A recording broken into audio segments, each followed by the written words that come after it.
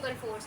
जैसा कि प्रीवियस हमने डिस्कस किया था कि work done bye a constant force. I hope आपने वो लेक्चर देख लिया हो, उससे ही थोड़ा सा सिमिलर टॉपिक है ये वाला।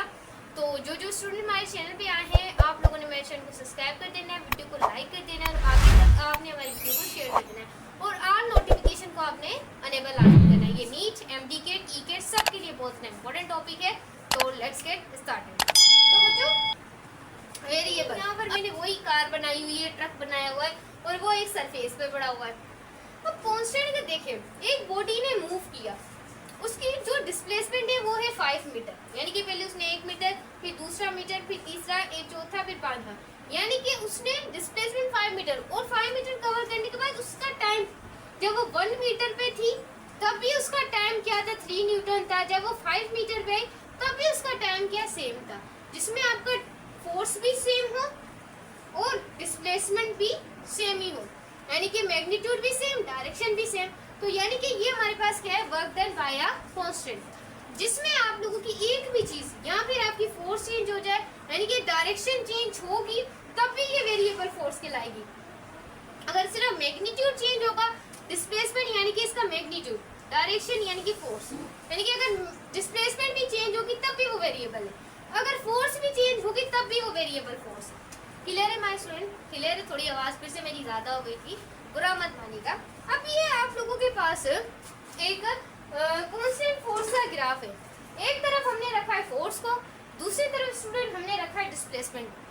क्लियर है? अब देखें, यहाँ पर क्या है, 3 न्यूटन है, ये कांस्टेंट वाला ग्राफ है, और ये हमारी क्या है, फोर्स। न्यूटन का यूनिट आप समझ सकते हैं कि फोर्स का होता है, डिस्प्लेसमेंट का यूनिट मीटर होता है, तो हमने 5 मीटर रखा है।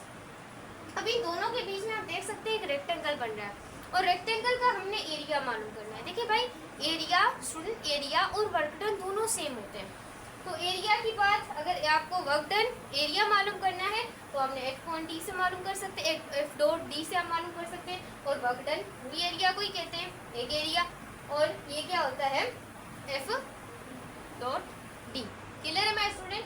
क्लियर है? ये आपकी लेंथ हो सकती है, ये आपकी विड्थ हो सकती है, और आप एरिया मालूम कर सकते हैं। ये भी इम्पोर्टेंट चीज़ है बच्चों, इतनी चीज़ भी फिजिक्स में इम्पोर्टेंट होती है। सही है?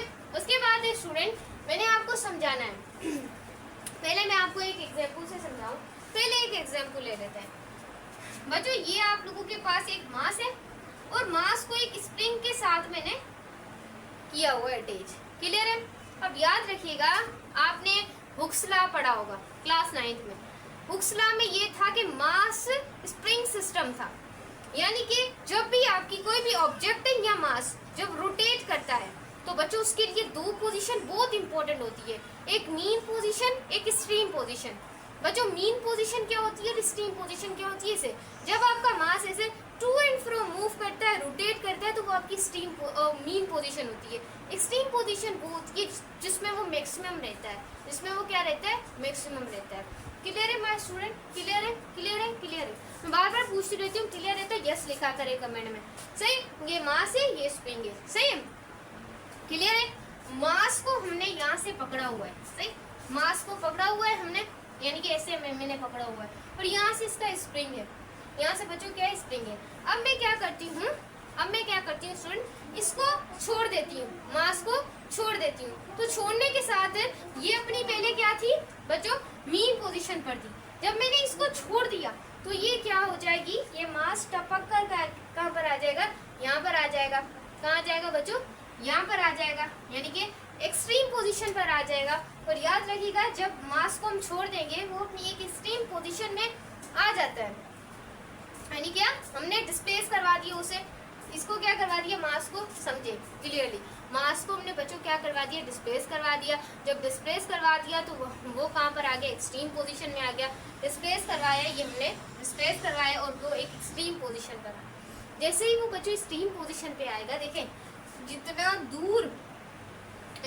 दूर याद रखिएगा, जितना दूर वो अपनी मीन पोजीशन के होगा, उतनी ज़्यादा आपकी डिस्प्लेसमेंट होगी, उतनी ज़्यादा आपकी डिस्प्लेसमेंट होगी, याद रखिएगा।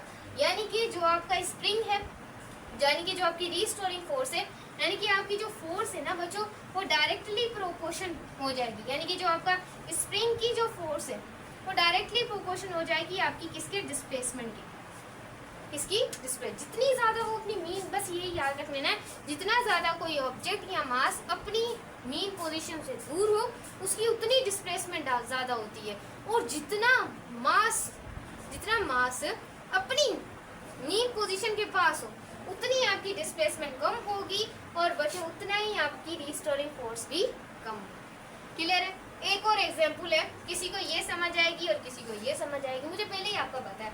एक रोड है, यहाँ से रोड पे बिल्कुल स्ट्रेट है, यहाँ से रोड थोड़ा खराब है, फिर रोड थोड़ा सही है, यहाँ से फिर रोड आपका सही है, यहाँ से फिर खराब हो गया, यहाँ से रोड फिर से क्या हो गया, सही हो गया। सही, यहाँ से आपका रोड सही है, अब मजे मजे से गाने गाते जा रहे हैं हम घूमने के लिए। तो इस तरीके से यहाँ पर हमने क्या रखा, हमने एक मास ले लिया, घूम नहीं रहे, एक मास को हमने ए पॉइंट से बी पॉइंट तक बचो आई थिंक पहुँचाना है। तो अब हमें इसके ऊपर फोर्स लगानी पड़ेगी। ये तो साफ रोड है, इसके ऊपर फोर्स हमें क्या लगानी पड़ेगी बच्चों, कम लगानी पड़ेगी। और ये जो मास है बच्चों, ये बेचारा अब हमारा रोड आ गया खराब, हमारा रास्ता हो गया खराब, तो हमें फोर्स ज़्यादा अप्लाई करनी पड़ेगी। फोर्स ज़्यादा अप्लाई, यहाँ पर आपकी फोर्स कम, यहाँ पर फोर्स ज़्यादा, और यहाँ पर अपना मैग्नीट्यूड भी कम, यहाँ पर आपका मैग्नीट्यूड भी ज़्यादा, तो मैग्नीट्यूड भी यहाँ पर आया, फिर बेचारा क्या हो गया, सही हो गया क्योंकि कार रोड नहीं है, मज़े मज़े से जा रहा है मास। अब यहाँ पर फिर से उसे ज़्यादा फोर्स लगानी पड़ेगी।